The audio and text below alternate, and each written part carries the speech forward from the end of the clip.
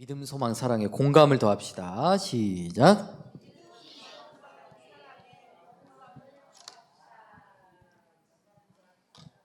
아멘. 어떻게 공감 시리즈 설교를 통하여서 공감의 영성이 많이 성장하고 있는 줄로 믿습니다. 아멘. 하나님의 은혜 가운데 여름 부흥 집회 그리고 안디옥 선교회 행사까지 무사히 잘 마무리하게 되었는데요. 제가 오늘 이렇게 우리 성도님들의 얼굴을 보니까 얼마나 이번에 영적으로 육신적으로 충전을 많이 하셨는가. 얼굴에서 막 광채가 나시는데 제가 차마 눈을 뜨고 여러분들을 지금 바라볼 수가 없을 정도인 것 같습니다. 옆 사람의 얼굴을 보면서 이렇게 한번 축복해 볼까요? 당신의 얼굴에서 광채가 납니다.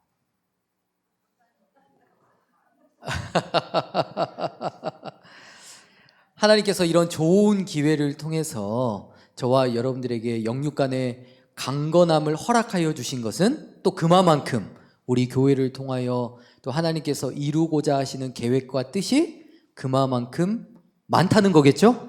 네. 또 다음 주에 있을 전교인 연합 수련회를 위해서도 많이 기도해 주시고, 또 혹시 주변에 이 수련회 함께 동참하실 분이 있으시거나 아니면 감동을 받으셔서 찬조를 하고 싶으시다 하시는 분들은 이번 주 주일까지 저에게 말씀해 주시면 감사하겠습니다. 네, 제가 이번 부흥 집회 기간에요, 차량 운행을 하면서 저하고 우리 양 권사님하고 거의 하루도 빠지지 않고 나눴던 이야기가 있었는데요. 권사님, 오늘 말씀은요, 진짜 딱 저를 위한 말씀이었다니까요. 그러면 우리 권사님이, 웜의 목사님 뭔 소리 하단가요? 오늘 말씀은요 진짜 딱 저를 위해 주셨고만. 권사님 아니라니까요. 진짜 오늘 말씀은 특별히 저에게, 이번 부흥 집회는 진짜 하나님께서 저를 위해 준비해 주셨다니까요. 그러면 또 권사님, 아니란께 목사님, 이번 부흥 집회는 하나님께서 나 양권사를 위해 특별한 은혜를 부어주셨다니까요. 이야, 우리 교회가 얼마나 복된 교회인지 모릅니다. 우리 새사람 교회는 유치하게 세상 것 가지고 싸우질 않아요. 네. 누가 더 은혜를 많이 받았는가, 또 누가 말씀 안에서 회개를 더 많이 하는가, 누가 또 처음 사랑과 믿음을 지키기 위해서 말씀에 순종하며 살아가는가. 이야, 아마 이런 교회는요, 이 지구상에서 우리 새사람 교회가 유일하다고 저는 확신합니다.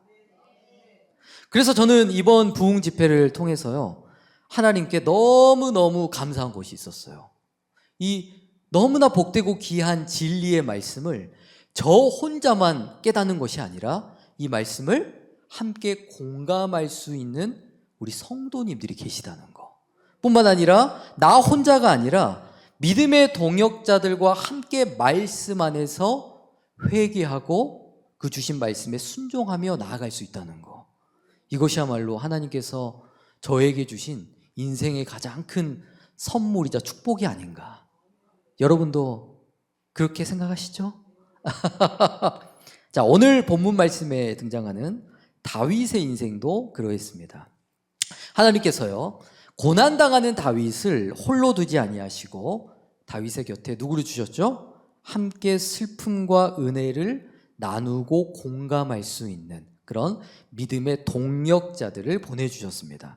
자, 오늘 다윗이 처해 있는 이 상황을 제가 어떻게 하면 우리 성도님들에게 보다 잘 전달할 수 있을까를 고민하다가 하나님께서는 하루는 하나님께서 저에게 이러한 글을 보게 하시더라고요. 자, 한번 읽어보겠습니다. 시작. 하늘이 장차 어떤 사람에게 큰 일을 맡기려 할 때는 반드시 먼저 그 마음과 뜻을 흔들어 힘들고 고통스럽게 만들고 뼈마디가 꺾어지는 고난과 고초를 당하게 하며 그를 빈궁에 빠뜨려 하는 일마다 어지럽게 만든다.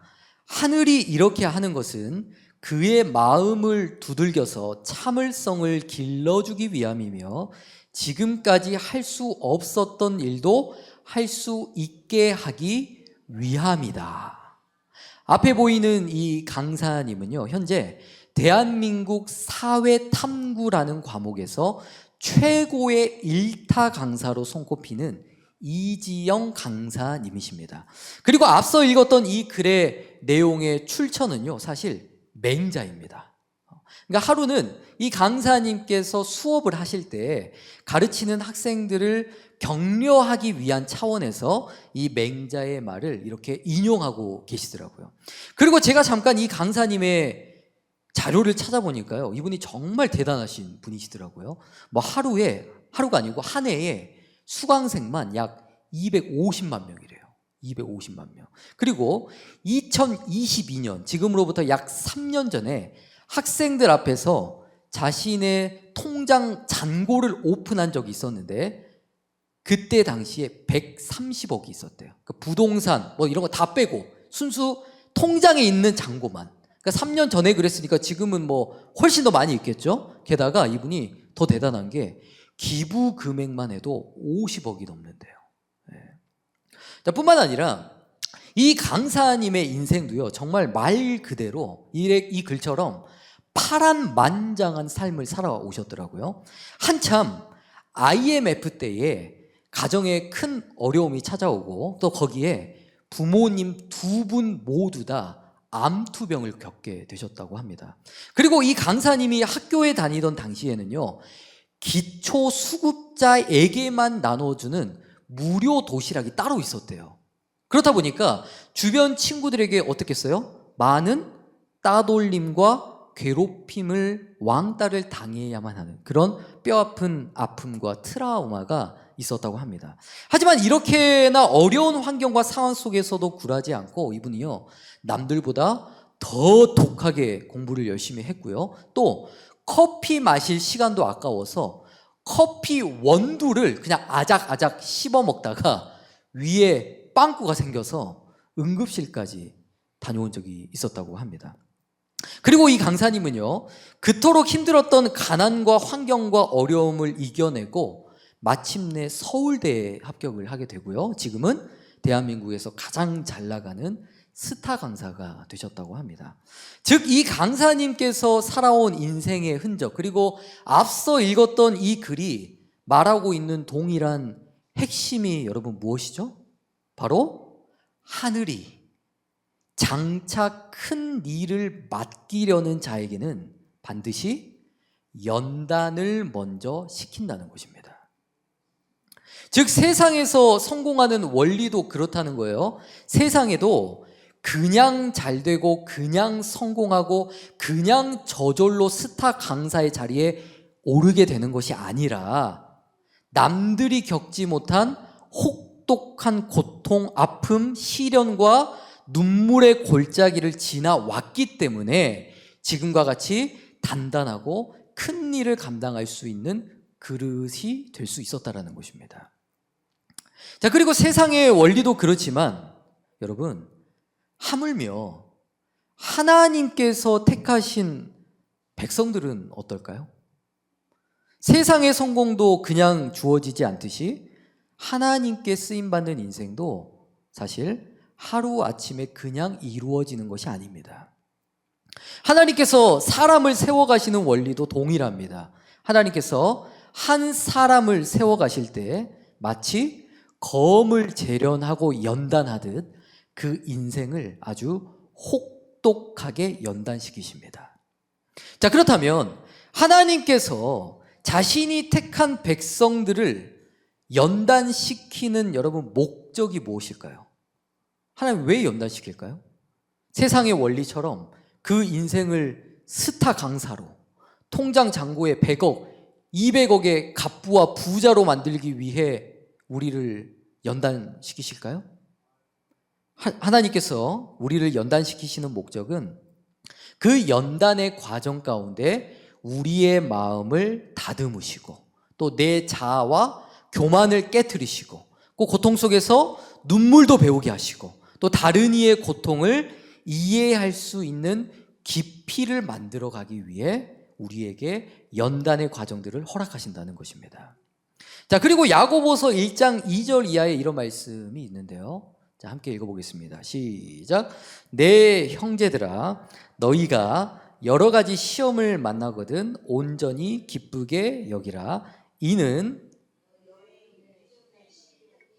인내를 만들어내는 줄 너희가 알미라. 인내를 온전히 이루라. 이는 너희로 온전하고 구비하여 조금도 부족함이 없게 하려 함이라. 아멘. 이 말씀에서도 하나님께서 우리에게 고난과 시련을 허락하시는 가장 중요한 목적을 말씀하고 있는데요. 그 이유가 4절에 뭐라고 말씀합니까? 너희로 온전하고 구비하여 조금도 부족함이 없게 하려 합니다. 자, 저도 그동안 다른 교회에서 사역을 해봤지만요, 요즘 시대에는요, 교회들마다 부교역자를 뽑는 자격과 요건들이요, 굉장히 까다롭다고 합니다. 무엇보다 요즘 교회들마다 부교역자를 뽑을 때요, 가장 중요하게 생각하는 것 중에 하나가 결혼 여부라고 합니다. 결혼 여부. 사실 교회들마다요, 독신이나 솔로 사역자들을 그렇게 반겨주지를 않습니다. 왜 그럴까요? 꼭 독신 솔로 사역자들이 오면요, 대부분 여자 문제로 넘어지기도 하고요. 게다가 행여나 그 사역자가 자기 교회 어떤 자매랑 눈이 맞아서 결혼까지 하게 되면 어떻게 돼요? 이거는 손해보는 장사잖아요. 그래서 이러한 이유로 솔로 사역자들을 별로 선호하지 않는다고 합니다. 그리고 요즘 시대 교회는요, 어떤 부교역자를 또 선호할까요?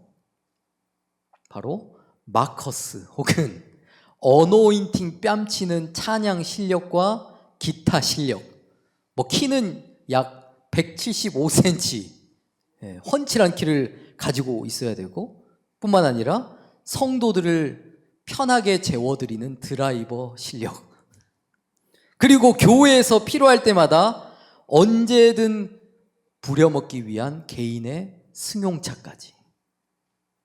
교회에서 바라는 조건은 이토록 까다롭지만 정작 사례비는요, 20년 전이나 지금이나 똑같다는 게 참 아이러니합니다. 물론 이처럼 교회에서 바라는 조건들이 너무 까다로운 것도 문제이겠지만 요즘 사역자들의 가장 큰 약점이 있다고 합니다. 그 약점은 바로 내가 잘하는 것만, 내가 하고 싶은 것만 한다라는 거예요.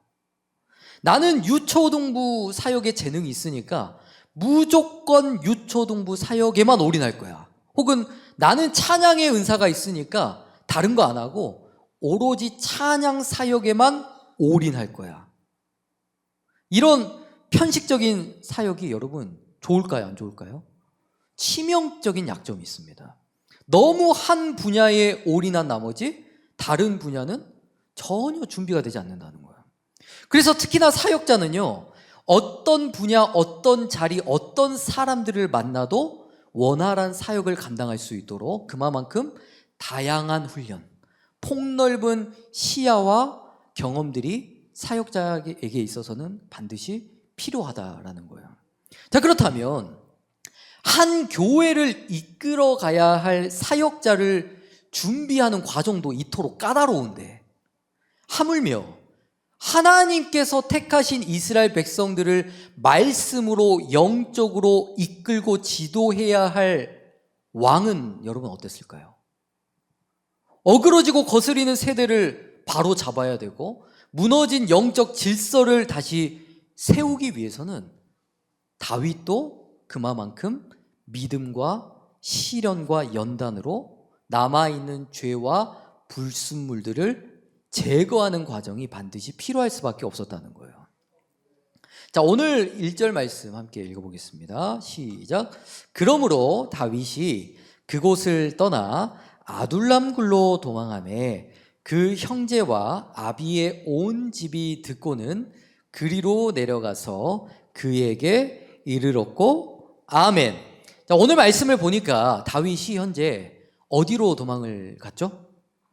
아둘람 굴로 도망을 갔다. 사실 오늘 말씀의 다윗은요, 아둘람 굴로 피신을 갈 게 아니고 이스라엘 왕이 되기 위해서 궁전으로 올라가는 것이 맞는 이야기였습니다.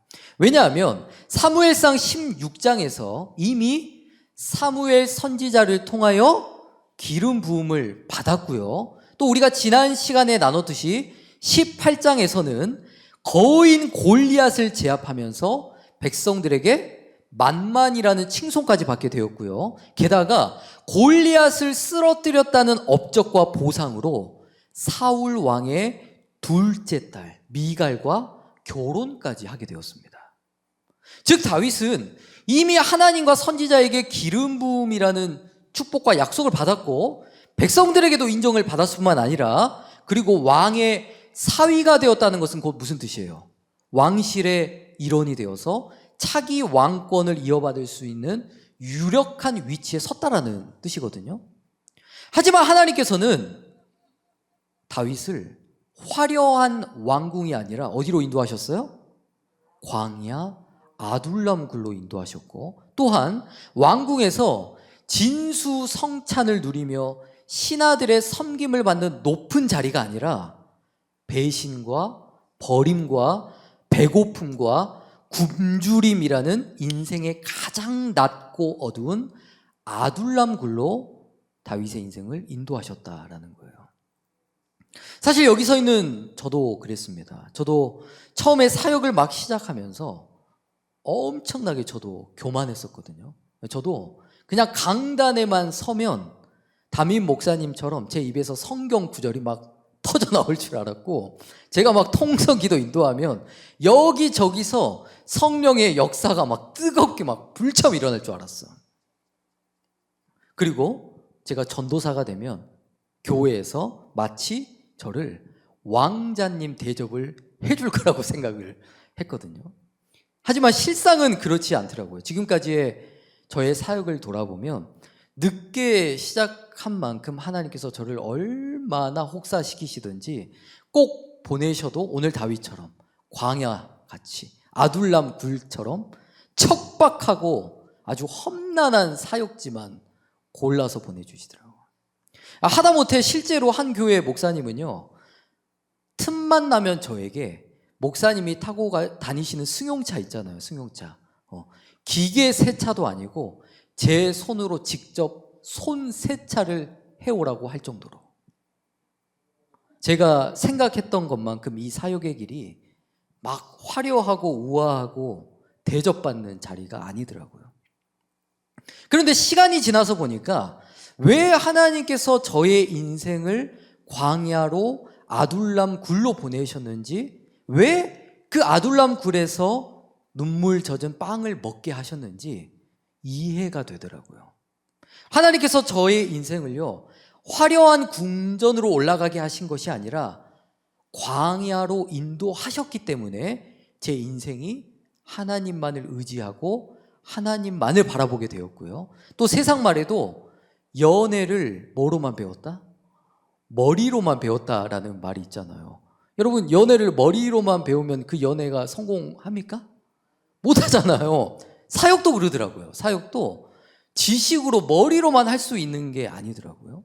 그래서 저도 아둘람 굴에 가보니까 그동안 머리로만 알던 하나님을 이제는 직접 눈으로 보게 되는 그런 욥의 고백이 저에게도 나오게 되더라고요. 자, 빌립보서 4장 11절 12절에 이런 말씀이 있습니다. 시작.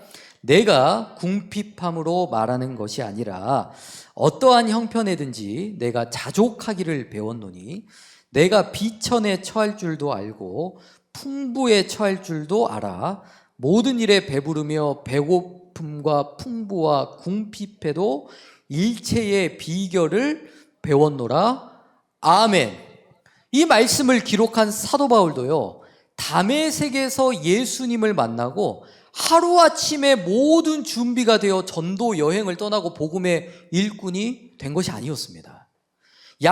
사도 바울도 약 3년이라는 기간 동안 아라비아 광야에서 훈련을 받았고, 그리고 대략 총 10년이라는 기간 동안 여러 환경을 통하여 하나님께서 그를 혹독하게 연단시켰습니다. 자, 그 고난의 자리에서 사도 바울이 무엇을 배웠을까요? 자신을 비우고 그 자리에 하나님의 말씀으로 채워지는 그런 시간들을 거쳐왔다라는 거예요. 자, 그래서 사도 바울이 12절 마지막 부분에 보니까 뭐라고 고백을 합니까? 뭘 배웠다고요? 일체의 비결을 배웠대요. 즉, 자신이 어떤 상황, 어떤 여건, 어떤 사람을 만나도 하나님의 복음을 담대히 전할 수 있는 비결을 그 연단의 자리, 광야의 자리에서 배울 수가 있었다는 고백과 같은 거예요. 마찬가지로 하나님께서 오늘날 저와 여러분들을 광야로, 아둘람 굴로, 이 새 사람 교회로 불러주신 분명한 목적이 있다라는 거예요. 여러분, 솔직히 교회 생활 참 힘들죠? 안 힘드십니까? 어떤 목사님이 그런 말씀을 하시더라고요. 지금 이 시대의 교회 기준은 예수님이 와도 맞추기 힘들 것이다. 그러니까 그만큼 교회에서 순종하는 것, 봉사하는 것, 또 낯선 사람과 교제하고 눈치를 봐야 하는 것. 저도 평생을 교회에서 살아왔지만 정말 이게 쉬운 일이 아니에요. 목사인 저도 힘들고, 사모인 저희 집사람도 힘들고, 우리 은솔이 하물며 지금 은우도 그게 힘들다고 밖에 나가고 싶다고 반응을 하고 있지 않습니까? 자, 그래서 우리 성도님들의 마음 안에도, 아니, 교회는 천국이 되어야 하는 거 아닌가? 그런데 왜 항상 나만 이렇게 힘들지? 아니, 왜 이 교회는 5성급 호텔처럼 나를 편안하게 좀 내버려 뒀으면 좋겠는데 왜 맨날 찬양팀 해라, 밥해라, 설거지해라, 전도해라, 찬조해라? 왜 이렇게 나를 못 잡아먹어서 안달일까? 아마 우리 성도님들께서도 이런 서러움과 원망의 탄식들이 터져 나오실 때가 있을 것 같습니다. 자, 하지만 분명한 것은 하나님께서 다윗과 사울을 광야에서 연단하여 무엇을 배우게 하셨어요? 일체의 비결을 배우게 하신 것처럼 오늘날 저와 여러분도 우리가 예수를 믿었다고 끝이 아니라, 우리가 교회에 다니고 이 교회를 출석했다고 끝이 아니라 하나님의 마음에 합한 의인으로 세워가기 위해서 이런 교제와 훈련과 연단의 과정들을, 일체의 비결을 배우기 위한 훈련들을 다윗에게 주심같이 오늘날 우리에게도 동일하게 허락하신다는 것입니다. 저도 사실은요, 절대로 사역자가 될 수 없는 치명적인 약점을 다 가진 사람이 바로 저였습니다.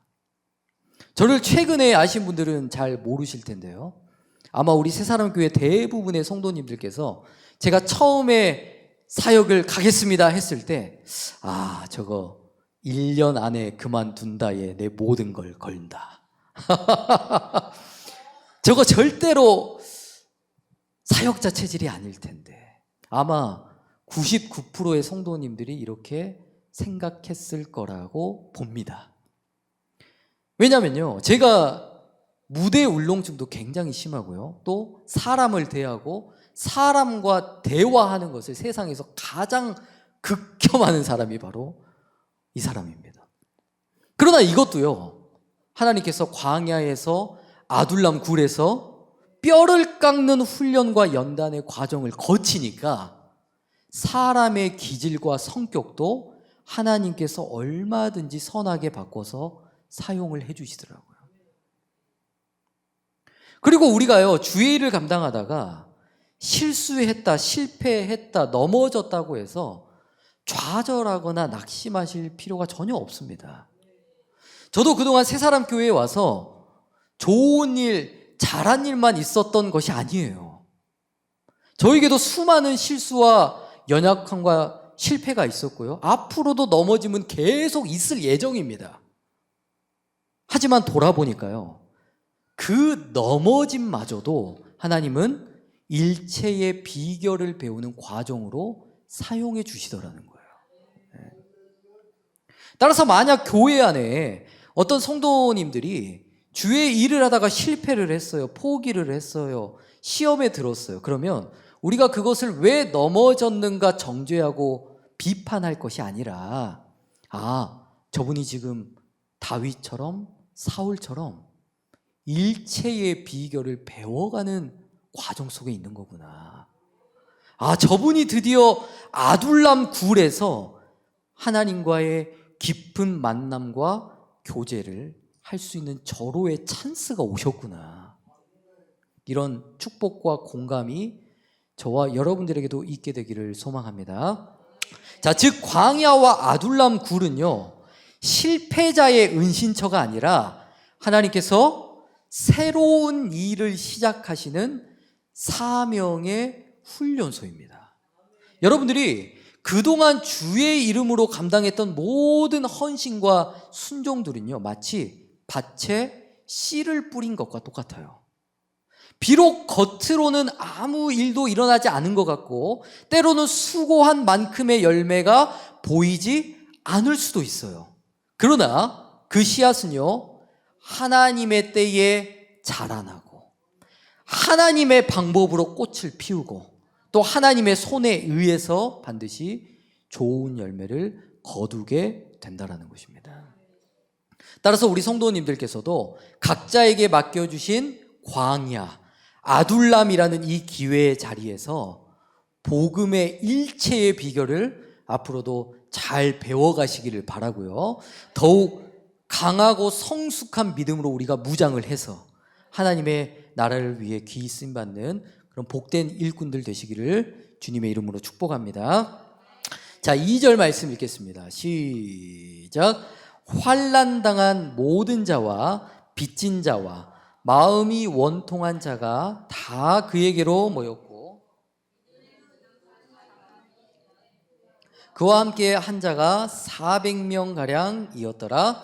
아멘. 자, 하나님께서 아둘람 굴에서 다윗을 홀로 내버려 두신 것이 아니라 그의 슬픔과 애통을 함께 공감할 수 있는 동역자들을 보내주셨는데 그 사람들이 누구입니까? 환난당한 모든 자, 빚진 자, 그리고 마음이 원통한 자이다. 지난 주일 오후 예배에 안디옥 선교회 행사를 이렇게 진행하면서 저는 이 말씀이 더욱더 제 마음에 와닿게 되더라고요. 그리고 그날은요, 정말 재밌는 일이 있었습니다. 날씨가 그날 워낙 더웠잖아요. 그래서 이 주변에는 사람이 다니지를 않는 거예요. 그래서 저하고 전도사님하고 차를 타고 우리 이수나 권사님께서 사시는 그 아파트에 가서 직접 어르신들을 픽업해서 데려오게 되었습니다. 그런데 정말 감사하게도 전도를 시작하자마자 어르신 3분께서 기꺼이 저희 교회에 함께 가시겠다고 덜컥 저희 교회 차에 올라타시는 거예요. 그런데 알고 봤더니 이 3분은요, 하남 은광교회에 다니는 장로님, 권사님이시더라고. 그리고 그 아파트 정자에는 이 장로님, 권사님과 함께 앉아 계셨던 다른 어르신도 함께 계셨는데요. 아무래도 이분들은 교회를 다니지 않는 분들이다 보니까 전도사님이 아무리 설득을 시켜도 한참 동안 고민을 하고 계시는 거예요. 그래도 어떻게 해서 교회를 다니지 않으시는 어르신들도 차에 태워서 교회를 오고 있는데 이 믿지 않는 어르신들이요, 막 안절부절하면서 뒤에서요, 혹시 우리를 이상한 데로 끌고 가는 거 아니에요? 혹시 우리 지금 어디 팔려가는 거 아니야? 이 교회 혹시 신천지 아니야? 이런 걱정을 하고 계시는 거예요. 그러자요, 옆에 있는 그 권사님께서 참다 어떤 말씀을 하셨냐면, 어이, 신천지에서는 우리 같은 노인들 인간 취급도 안 해줘. 우리 같은 노인들을 써먹을 데가 어디 있다고 데려가겠어. 우리 같은 사람들한테 직접 이렇게 찾아와서 영양제 놔주고 파마까지 시켜준다는 것은 새사람 교회는 진짜라는 증거예요. 하나님께서 사랑하시는 교회라니까. 이렇게 그분들이 대신 저희를 대신하여 설득해 주시더라. 즉 하나님께서 사랑하시는 교회의 가장 큰 증거는요, 화려한 예배당도 아니고요, 이 교회의 예산이 얼마며 세상적으로 가지고 똑똑한 사람들이 얼마나 많이 모였느냐, 이것은 전혀 중요하지 않습니다. 하나님께서 사랑하시는 교회의 증거, 하나님께서 기뻐하시는 성도의 증거는요, 바로 앞서 본 말씀처럼 환난 당한 자, 빚진 자, 마음이 원통한 자들을 우리가 외면하지 않고 그들과 함께 공감하고 또한 그들과 함께 동행하는 교회, 그 교회야말로 하나님께서 진정으로 사랑하시는 교회인 줄로 믿습니다. 마찬가지로 여러분, 우리 예수님께서도 그러셨습니다.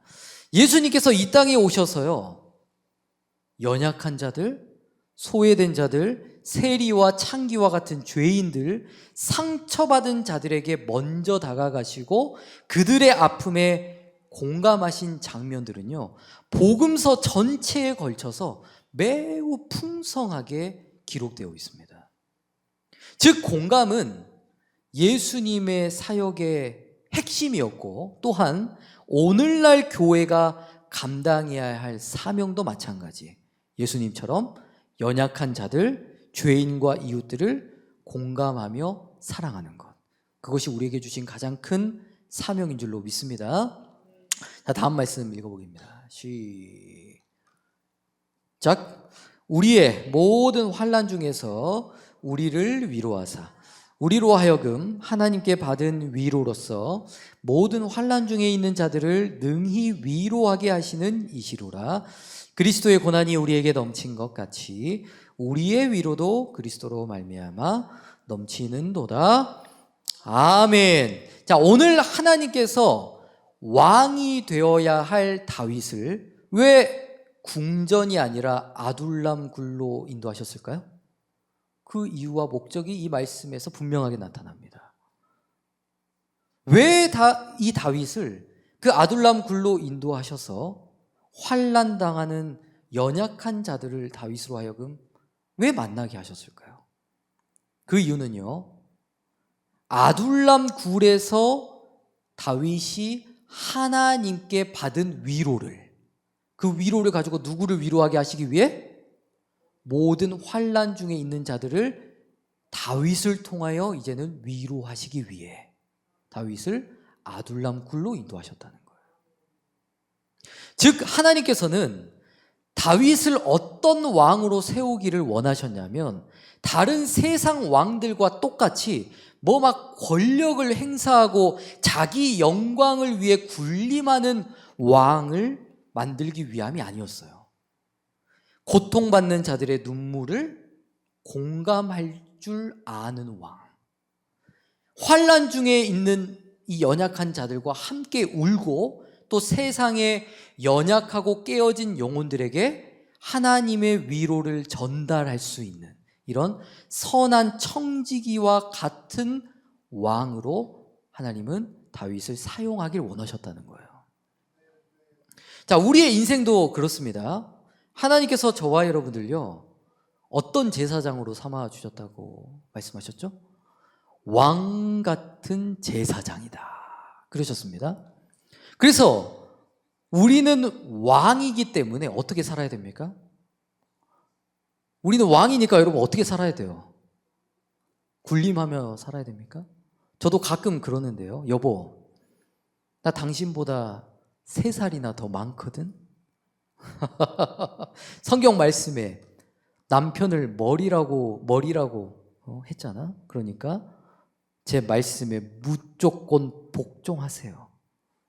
내 말 안 들으면 당신 큰일 나요. 과연 이런 모습이 왕 같은 제사장의 모습일까요? 또 교회 안 나오고 예배 생활 마음대로 하는 남편분에게 이런 왼수야, 내가 이런 왼수랑 사느니 오늘도 교회 유아실에 누워서 이불을 나의 남편 삼아, 비계를 나의 피난처 삼아, 여기서 속 편하게 잠이나 자야 쓰겄다. 이게 왕 같은 제사장의 모습일까요? 하나님께서 저와 여러분들요, 왕 같은 제사장으로 삼아주신 이유는 가정에서 남편 위에, 아내 위에, 자녀들 위에 군림하며 권력의 왕으로 살라고 주신 직분이 아니라는 거예요.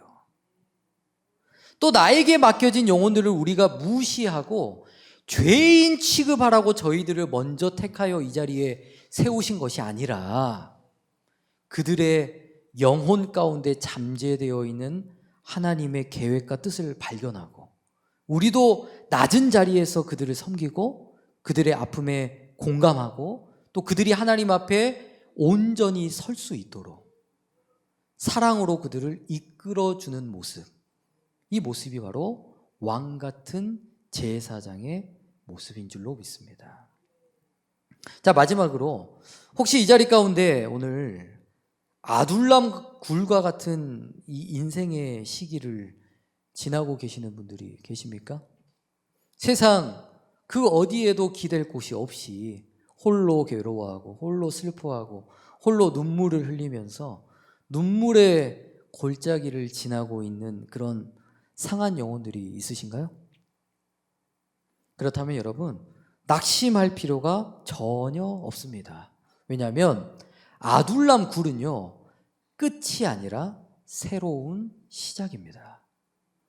그곳은요, 하나님의 위로가 임하는 자리이고요, 또한 그 위로가 흘러가는 통로로 저와 여러분들을 빚어가시는 하나님의 새로운 역사가 시작되는 곳이기 때문입니다.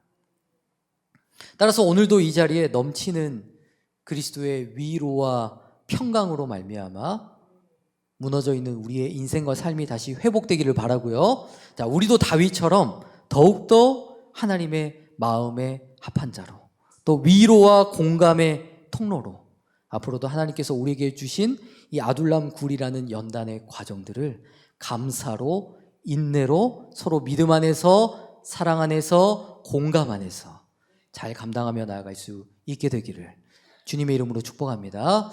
기도하겠습니다. 사랑과 은혜가